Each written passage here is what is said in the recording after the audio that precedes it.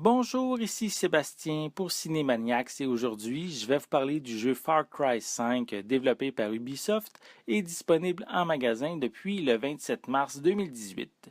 J'ai joué sur Xbox One, mais il est également disponible sur PS4 et PC. Après un précédent opus moins apprécié par les joueurs, Ubisoft a pris une petite pause afin de prendre le temps de bien faire les choses et de revenir en force. Et cette petite pause a fait du bien puisque ce cinquième volet propose un monde complètement déjanté.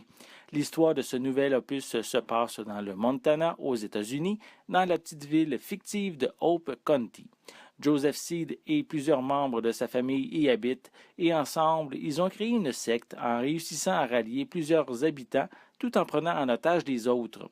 L'aventure débute quand notre personnage, accompagné des forces de l'ordre, débarque dans le but d'arrêter Joseph Seed, mais évidemment, rien ne va se passer comme prévu. Plusieurs points sont vraiment intéressants lorsqu'on y joue. Son scénario et ses personnages sont très accrocheurs, surtout Joseph tenant parfaitement le rôle du méchant en tant que père et chef de la secte.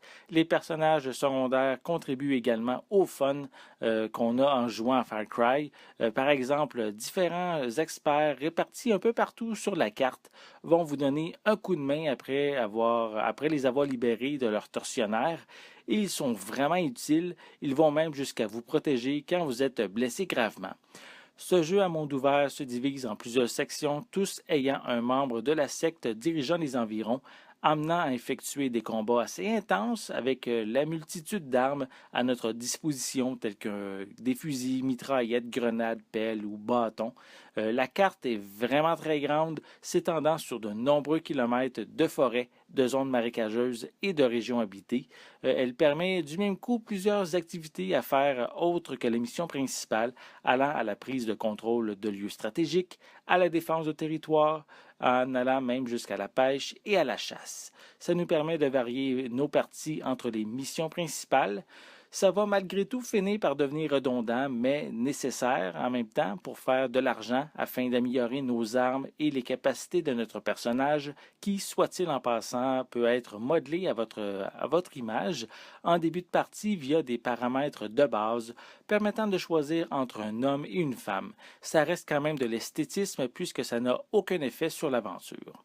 De nombreux véhicules sont disponibles afin de faciliter nos déplacements comme des fourgons, des camions, des voitures, des bateaux, des avions. On a même des tout-terrains. C'est vraiment le fun à conduire, mais d'un autre côté, j'ai trouvé qu'on était trop facilement repérable. Personnellement, j'ai opté assez souvent pour la marche qui est plus discrète et qui nous permet du même coup de ne rien manquer de ce qui se trouve dans les environs.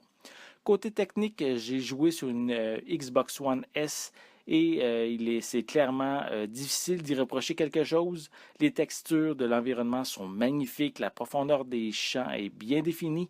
Je vous invite vraiment à prendre le temps d'admirer les lacs, les paysages montagneux.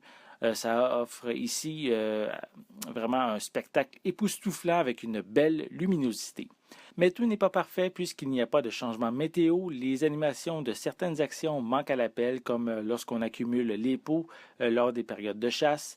Il y a quelques bugs d'affichage, mais rien ici d'alarmant. Et malheureusement, l'intelligence artificielle des ennemis est un petit peu bête. C'est facile de deviner qu'est-ce qu'ils vont faire, mais quand on est repéré, ça devient quand même assez intense. On pourrait dire que les ennemis sont même assez agressifs.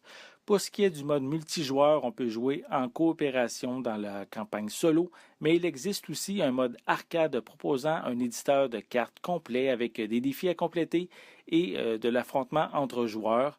J'y ai joué évidemment, mais c'est la campagne solo qui a pris la majorité de mon temps. Far Cry 5 est rempli d'action, d'aventure, avec une histoire solide et un méchant sous les traits de Joseph Seed qui l'est tout autant. La sensation de liberté est incroyable et dans l'ensemble, l'attente en valait la peine, ce qui n'empêche pas qu'il y a encore place à amélioration. Je vais lui donner la note de 8,5 sur 10. C'était Sébastien. Merci et amusez-vous bien.